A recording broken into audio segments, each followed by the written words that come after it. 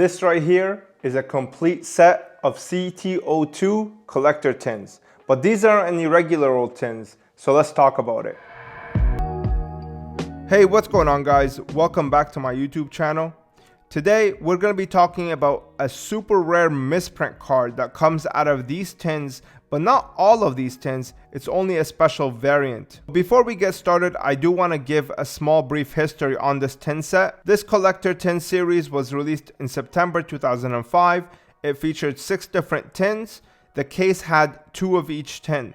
The tins featured Guilford the Lightning, Ixarion Universe, Vorse Raider, Dark Magician Girl, Rocket Warrior, and Panther Warrior. 3 of these monsters belonging to Joey, 1 belongs to Kaiba, and 1 belongs to Yugi. The tin has 1 promo card in Secret Rare, that is the cover card of the tin, and then it features 5 booster packs.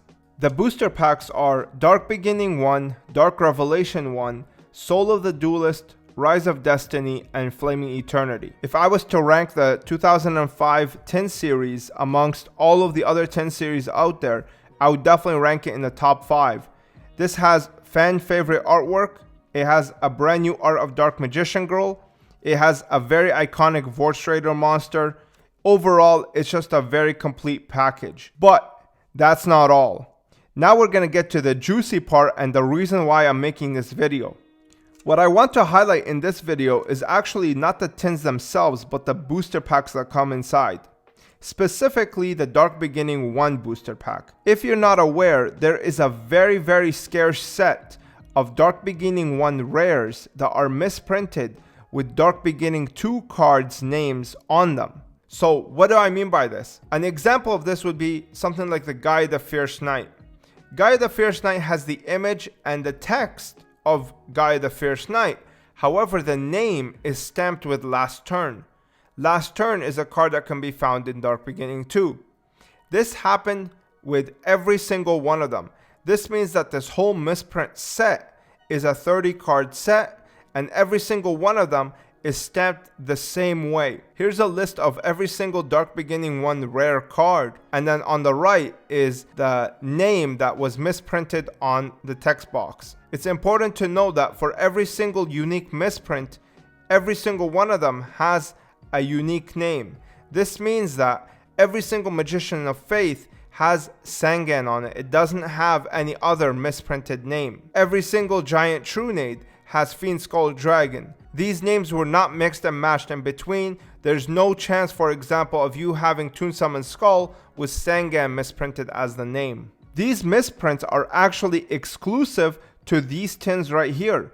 They cannot be acquired through the booster boxes or through any other type of Dark Beginning 1 release. The reason I say this is because the packs that include these rares are actually European packs. These cards are European stock. This means that they always have damage on the corners and the edges. You're never gonna really find them in near mint condition. Most of them are light played at best. And I will be going into detail to prove this to you guys in this video. So without further ado, let's get into highlighting how you can tell if a tin is European or not. In front of me are nearly 2 identical tins. However, there is small differences that we can look at in order to determine which one is European and which one is not. European products are usually always more saturated, and that includes the stickers as well. You can see this one is a lot more of a dark blue while this one is a lot lighter. You can see on the overall tin, this is a lot more saturated compared to this one. The greens are darker, the purples are darker. Overall, it's just way more saturated compared to the North American. But I understand that sometimes these tins change color simply because of the lighting in photos. So we need a more concise way to determine this. And the best way is by looking at the back. The tin on the right, which is a European tin, has a flap for its wrapping. I can actually stick my finger under there and touch the physical tin. On the North American, that's not possible. The wrap is completely airtight. You cannot get through to it whatsoever.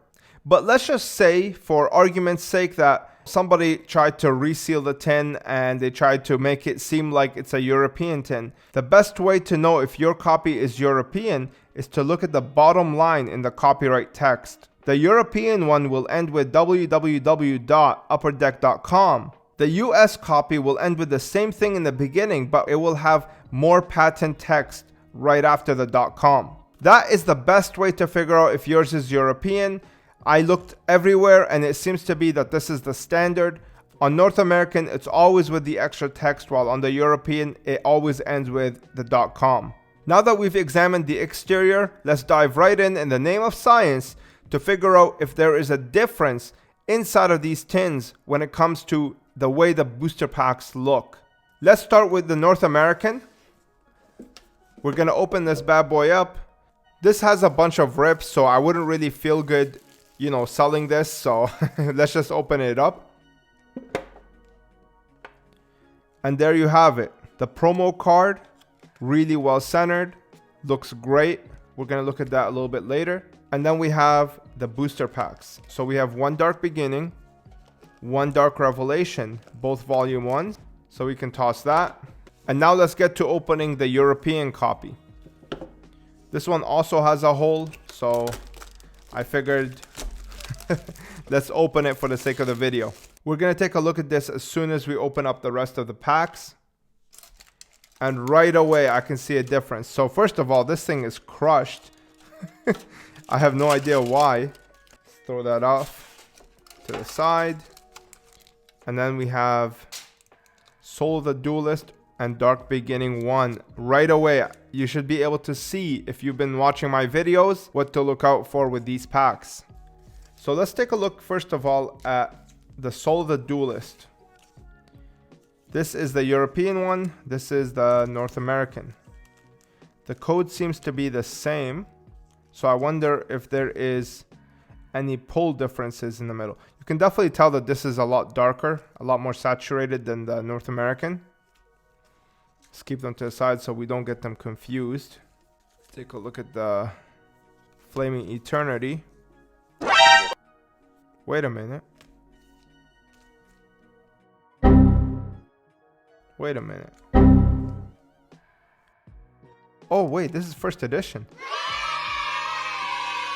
Oh wow. Okay, well, there's another difference for you. Flaming Eternity has first edition in the European packs. And then the Rise of Destiny, let's take a look at that real quick. That one is also first edition. Now we're looking at Dark Revelation, and this is where you see the biggest difference. The crimp. You can clearly tell that this is European and this was printed in Belgium. I'm sure that it'll even say it in the back. Yeah, printed in Belgium. While this one says printed in USA. So there's a big difference right here. The Dark Beginning ones on the inside have long hollow because I do not want to have to open another tin.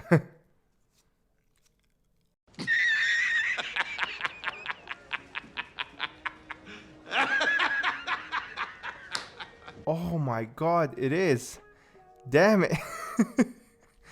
This is like one of the few times where you have to wish that you don't get a hollow.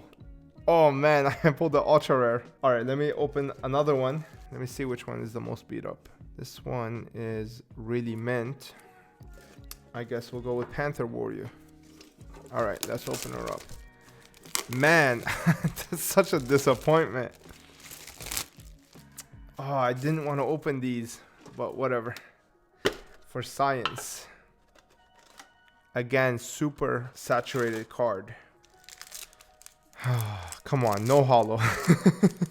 Do not give me a hollow, please.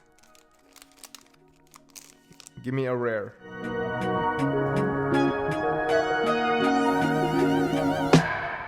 What? So this is not misprinted. What the heck? Okay, well, I have a video of somebody opening these exact same tins, European ones, specifically Rocket Warrior, and pulling a Gaia the Fierce Knight misprinted with last turn on there. Unfortunately, it seems like they corrected the error, which is very weird. Damn. Well, that was a failed opening. I really thought that every single one of them would have it. I guess not. Well, let's just continue. I'm going to open up the first editions here.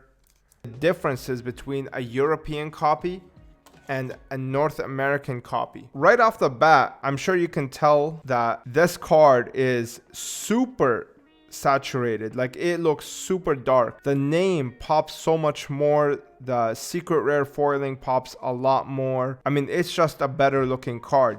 The problem is when you flip it on the back, you're gonna see so much whitening. It's insane. Like, it's actually really crazy how much whitening there is, even though it just came out of the pack. Overall, I really like the saturated look of the European copy, but if I was opening these tins for fun and I opened something like this with this much whitening right out of the pack, I'll be very disappointed. I'm really sorry, guys. I don't know what to say. I thought it was guaranteed in the tin, but apparently it's not. I mean, I know it's a European tin for sure. The reason is because the misprints have whitening on the back of them, similar to any European card. So they are definitely European cards. It's just, I don't know how you can tell from the exterior of the tin, because I thought that if you had long crimp DB1 pack, it's guaranteed misprint, but apparently it's not. So lesson learned, $900 down the drain, but for the sake of science, it's worth it. With that being said, thank you very much for watching, guys. If you want to check out my latest video, click the video on the left. And if you want to check out my whole collection, click the video on the right. Hopefully you enjoyed that, and hopefully you learned something. I'll see you in the next one. Peace.